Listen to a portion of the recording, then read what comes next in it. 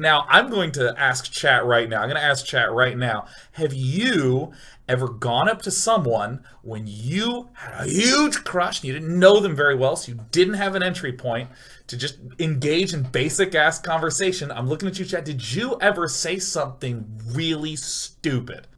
Here's one that's interesting to me. I wanted to ask a girl on a date. I wanted to ask her on a date, which I think is a normal thing to do. But I was nervous, so I had too much energy. So I walked up to her, and in doing so, in my head, I was like, fuck it, I'm gonna do this. And I walked way too fast, so she was, huh.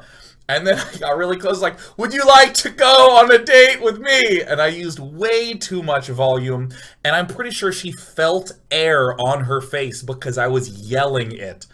And she was like, no, thank you. And then I had no idea what to do. I'm just sitting there, just like this far away from her. And I was just like, ugh. You should plan what happens if you hear no. You should plan what happens if you hear no, right? You should think to yourself, if she says no, I'm going to say this. I didn't have that. I just had a lot of energy and my fists were clenched and I had just yelled at a person. That's so much more interesting. So this is why in the history of me, telling little stories on the daily, I've never really been like, oh yeah, there was one time I was having sex and this happened. It's not that interesting to me. So once upon a time, I was a gentleman in high school, and the great thing about that is that was over a decade ago, so I at least have some emotional distance.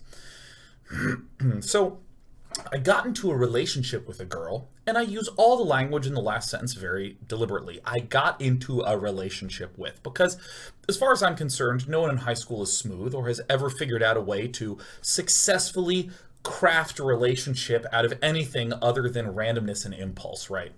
It's just like a bunch of high school students in a room, and they all just sort of roll dice, and whoever you roll a 6 on, that you just have a crush on them. There's no reason to it, right?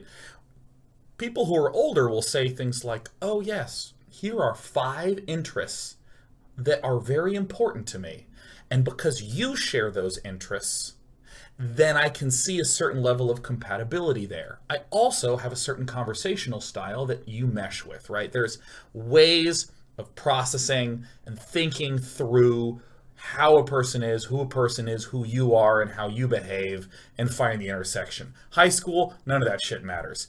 I knew a girl who liked Jasons. That's it. That's all that it was. That's the only recognizable pattern, is that the majority of people she was into were Jasons. That's it. That's all it was. I had crushes on girls who I'd never spoken to, who had nothing in common with me, who hated games and may as well have just been crabs. It didn't matter. None of it mattered. And how do you get in a relationship? You're just talking on AIM at some point, and at the end of the conversation, you're just dating. And there were no steps. There was no, like, flirting and, ooh, maybe you know. It's just like, I don't know. I can't even explain how I ever got into a relationship then. It was like we were having a chat one day and somehow here we're dating, and I'm like, shit, do we like each other? Do you like me? I like you. I don't know. We're dating now. So I was dating someone, and that's how we were dating, right?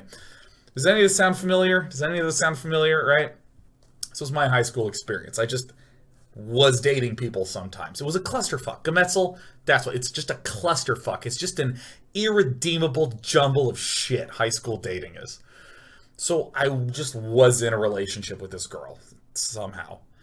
And we hadn't kissed yet, because that's horrifying. That's actually the scariest thing ever, right? Like, I would rather be in charge of the nuclear codes than just, like, try to just figure out how to begin the process of doing that. Because I'm 30 now, and when you want to kiss someone who you're dating, you do. Isn't that straightforward? That's just... You don't even say anything. You just look at them, and they look at you, and then both parties know a kiss is going to happen. It's not the way it worked then. What happened is I invited her over to hang out, because we're dating, and I was like, I'm going to kiss her today. That's how it's done. This is the goal. I don't know why I assumed that there was an obstacle here, but there it was. So I rented a movie so that we could watch the movie, and maybe while watching the movie, I'd make a move. You know what the movie that I rented was? The Passion of Christ. Okay? That, I'm 30, it's a boner kill, right?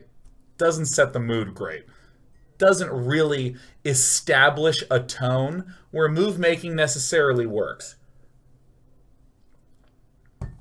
I don't know, grew up in an area that was very Christian. All right, fine. Not a big deal. I didn't understand the degree to which I was about to make a poor choice. So we're just like that movie, we turned it off like pretty fast, right? We didn't make it to the end because we're in high school, which means we're not even allowed to watch it. That gets turned off, put on some other thing. I think like Mouse Hunt was the follow-up movie. That's a pretty big change in tone, but we were on Mouse Hunt.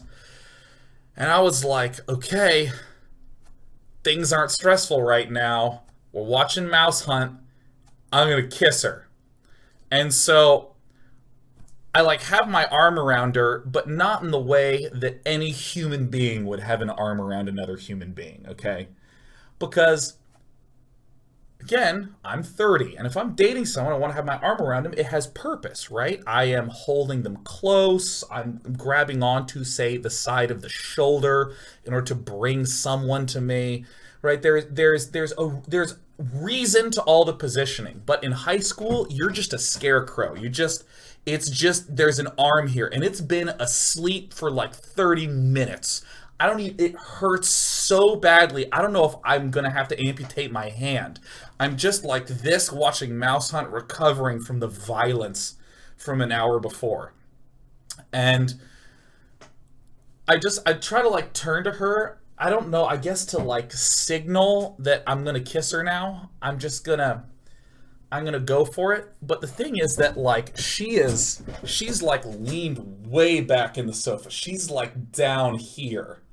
And so, and when I do my little like, I tried to be sexy. I was like 14 at the time, so it probably just looked like one of 10 random emotions. It doesn't matter. I gave her some look, and what she did was she just like, her eyes were on the movie. Now I want you to look at my eyes. Her eyes just did this.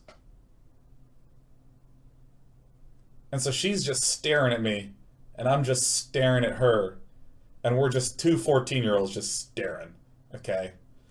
That's all that was happening.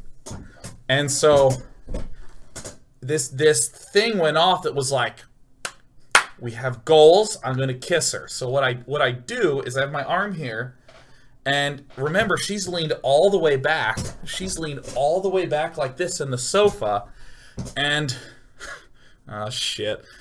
I lean forward, and I turn, and then I go this way, and then I like try to turn back, and then I'm trying to like go in like this, and I don't actually have the joints in my body to do this. I need like a crane attached to a crane attached to a crane. There needs to be like 6 different bevel joints to just get my mouth to her mouth.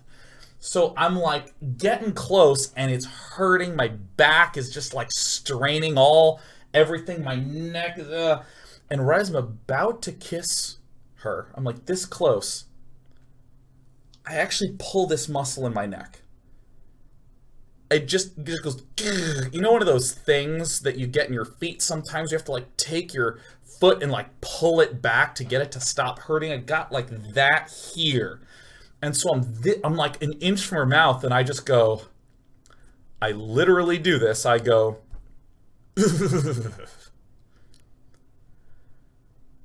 now, though most 14-year-olds are not necessarily good at identifying subtlety, all 14-year-olds know that that's weird. Okay? So she's just feels spit leaving my mouth, just like on, like a moist little mustache I gave her. Of and at that point she just opens her eyes and goes like, huh?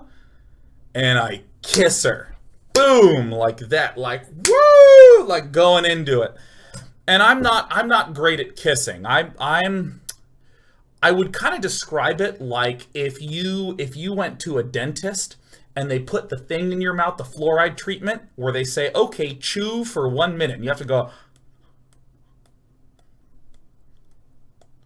So I'm doing that, right? I'm chomping on her, man.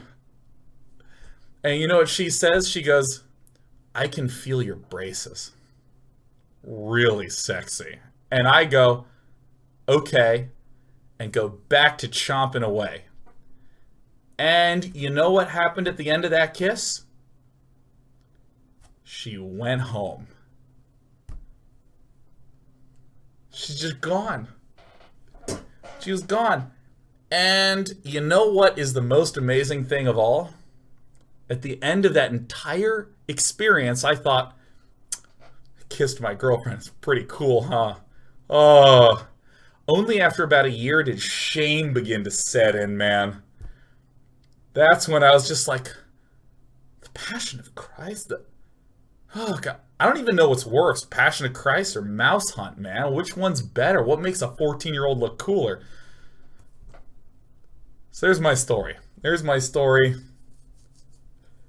So if any of you have ever had embarrassing experiences where you maybe tried to pull a move and it didn't go well, don't worry, because you still have a leg up on 14-year-old Sean. Didn't matter. Made out. If that's what you want to call it. That's a good story time. Good story time.